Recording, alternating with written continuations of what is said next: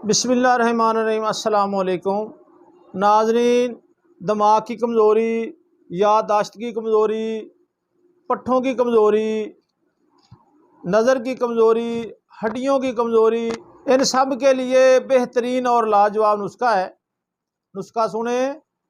सौंफ, मगज़ बादाम, चारे मगज़, मगज़ पिस्ता, मगज़ फिंदक, मगज़ अखरोट, कूज़ा मिश्री, इन तमाम चीज़ों को लेकर अच्छे तरीके बरीक करें। एक चम्मच सुबह, एक दोपहर, एक शाम, खाने के बाद पानी के साथ खाएं। दुआओं में याद रखना। अस्सलाम वालेकुम वरहमतुल्लाहि वबरकातुहू। मोटापा के लिए नुस्खा सुने। मोटापे के लिए बहुत आसान सा नुस्खा है। पेट में गैस, तेज़ाबियत, जलन, भूख ना लगना, हर वक्त बेचैनी, जिस्म में ज़्यादा चर्बी का पैदा होना और आपका जिस्म मोटापे की वजह से भद्दा हो रहा है, बदहज़मी होती है, खाना सही तरह हज़म नहीं होता, खुदा न खास्ता आप शुगर के भी मरीज़ हैं, इन सब के लिए लाजवाब नुस्खा है। नुस्खा सुने। अजवाइन देसी 50 ग्राम, पुदीना खुश्क 50 ग्राम। बिस्मिल्लाहिर्रहमानिर्रहीम। अस्सलामु अलैकुम वरहमतुल्लाहि वबरकातुहू। दोस्तों, नुस्खा है ताकत का तूफ़ान। नुस्खा क्या है? खरातीन, देसी मुसफ़ा खरातीन लेने, जिसको गडोए भी कहते हैं।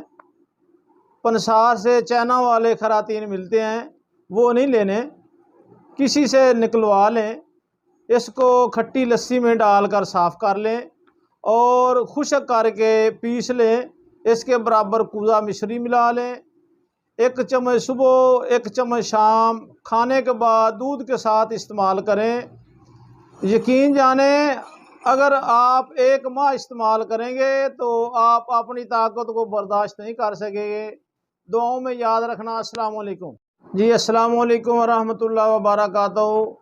दोस्तों, अफारा, हाजमे की खराबी, खाने के बाद हवा का रुक जाना, पेट में अफारा, हाजमे की खराबी हो जाना, अजीब से डकार आने, भूख ना लगना, यानी मैदे की जो प्रॉब्लम है, इन सब के लिए एक लाजवाब नुस्खा आपकी खिदमत में पेश करने लगा हूँ। नुस्खा सुने। तेज़पात 100 ग्राम, अजवाइन देसी 100 ग्राम, अमचूर 100 ग्राम, इसमें 6 माशे 7 पुदीना भी मिला लें। अच्छे तरीके से बरीक कर लें।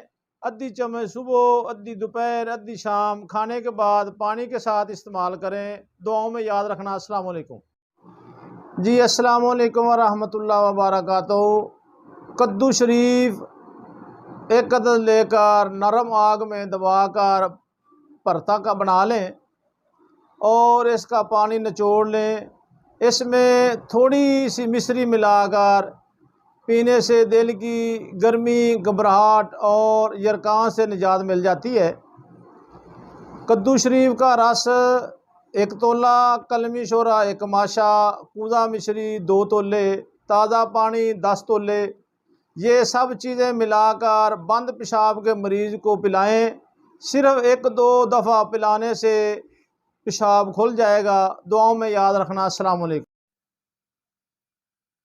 बिस्मिल्लाहिर्रहमानिर्रहीम। बार बार पेशाब आने से रोकने के लिए सोने से पहले अखरोट खाएं।